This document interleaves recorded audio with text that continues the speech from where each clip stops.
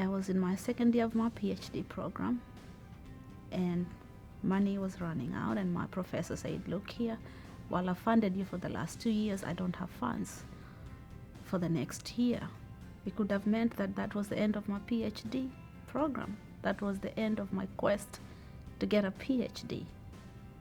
It would have been a disaster, because in my community I happened to be the first girl to have finally gotten a PhD. Getting the fellowship was a life-changing moment. It was a life-changing opportunity. It was an unusual thing for a woman after the Civil War to pursue higher education.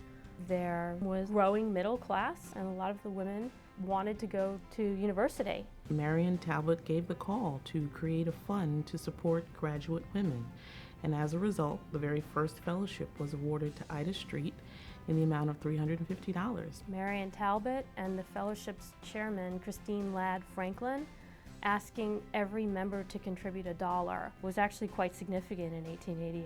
That dollar would have been a big portion of her pay at the end of the week. By the late 1800s, you would have seen women on college campuses. There were also many women's colleges that were formed at that time, but what you did not see were female professors, female administrators, deans. So our fellowship, the first AAUW fellowship, really was designed to kind of push women into that postgraduate area where they would eventually become department heads or deans, presidents of universities. It was the beginning of AAUW's history of funding women in education. The idea of a fellowship took off like wildfire, kind of, because by 1890 they awarded the first European fellowship to Louisa, Holman, Richardson, and then by 1917 the Latin American fellowship. In 1920, AAUW found a woman whose work was groundbreaking and they felt worthy of support, and that woman was Madame Marie Curie, and they raised money to support her work and research around radium. They were excited about it. They raised over the required amount, $56,000 over the required amount, which eventually went in to become a fellowship for women studying physics, chemistry, or radiology. By World War II, AAUW had a very active fellowship program with many named endowments, and the War Relief Fund was a pretty amazing response to a terribly tragic problem that was happening in the world. AAUW used the War Relief Fund to help many women in Europe either find positions in America. Sometimes they found positions in Latin American countries to continue their study. When the war ended, AAUW members launched yet another drive to raise funds to bring women from liberated countries to the United States to study. And they provided them with grants to leave their countries. Again, in many cases, those countries were completely obliterated, so there was no university to go to begin with. By the 1950s, AAUW had funded more than 1,100 women in over 40 countries.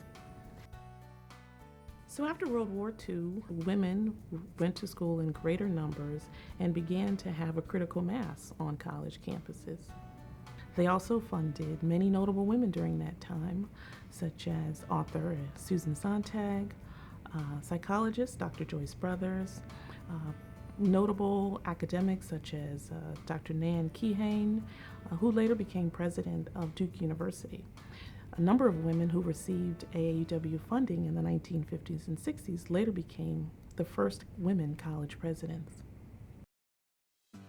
In 1963, AAUW expanded its fellowship program and developed the African Educators Program along with the U.S. Department of State. The African Educators Program brought African teachers from newly independent African nations to America to study in U.S. colleges. So by the 1960s, the United States was deeply immersed in the civil rights movement and lacked an understanding of African American culture, civil rights, and peace. AAUW members decided to create a fund in honor of Corretta Scott King and raised $150,000 during that time to provide funding for African American women to study those particular fields. Just months after her husband's assassination, King wrote to AAUW members. She said, "I am deeply grateful to the American Association of University Women for establishing this scholarship fund. There is entirely too little research, writing, and understanding of nonviolence, peace, and Afro-American history." In a sense, the scholarships might bring about the personal salvation of their recipients, but the return to the American Association of University Women would be immeasurable, because these scholarships can eventually give us all the new light, new knowledge, and new understanding for which my husband and I have so desperately yearned. In the 1970s, AAUW authored a report called Where Do Women Stand? And found that women were underrepresented at all levels of academia. During that time, women were demanding their rights and they were demanding equality. AAUW created research and projects grants, and they allow women to return to school, to re-enter the workforce, and give them the skills that they need to be competitive in the workplace. AAUW created selected professions fellowships to bring women into the non-traditional fields of law, business, and medicine where they were underrepresented. Later, the focus of selected professions turned to science, technology, engineering, and math. Judith Resnik was an AAUW member and fellow from 1975.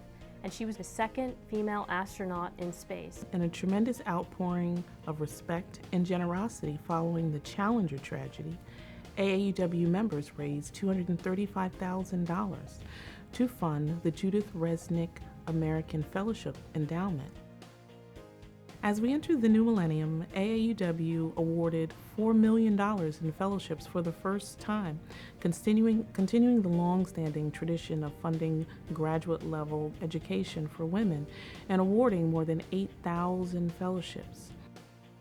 AAUW also created international project grants for international fellowship alumni to return to their home countries and work in their communities on projects impacting women and girls locally. AAUW was there at the beginning, awarding the first fellowship to Ida Street in 1888, and AAUW will be there when the last brick is laid. It's because of the generous and tireless support of AAUW members that women's dreams have come true. It was an AAUW fellow who brought the issue of bullying to the national stage, from the community to the big screen. It was an AAUW fellow who developed a low-cost incubator to save the lives of infants in developing countries. AAUW fellows have added to the body of research on cancer and infectious diseases that have made us stronger and healthier. It was an AAUW fellow who returned to her home country in Africa, created educational opportunities for girls, and currently is one of Oprah's favorite guests. We say thank you to the AAUW members who understand that women need to support other women to make the world a better place for us all. Thanks to AAUW, finished my PhD. That day was the most happiest day, the day I became Esther Ngumbi PhD. So AAUW stepped up and funded women when no one else was funding women, understanding that in order for us to progress, women needed to have equal access and equal opportunity. Without AAUW funding lawyers and doctors, we would not have the number of women in those fields today. Without AAUW funding research, we would not have the body of knowledge on diseases that are particular to women's lives and to the lives of children. The recipients of these awards have conducted their studies in libraries and museums and laboratories all over the world. They have searched for scientific specimens in mountains and jungles, joined in desert excavation, and observed peoples in far corners of the earth. Their investigations have ranged from the ionosphere to existentialism, from art to isotopes, from Egyptian papyri to the economics of the steel industry. And all of these enterprises the association has given encouragement for the same reason that it inspired its first award, the conviction that women could and should add to the world's stories of knowledge and take part fully in the intellectual life of their times. It is recognized that women constitute the greatest untapped resources to meet the need. Ruth Tryon, Investment in Creative Scholarship, 1957. Thank you. I'm a product of your money. If you never believed that your money could mean a life-changing opportunity for a woman, believe it, it has been. The women you support are out to do bigger things, and we will carry on your mission.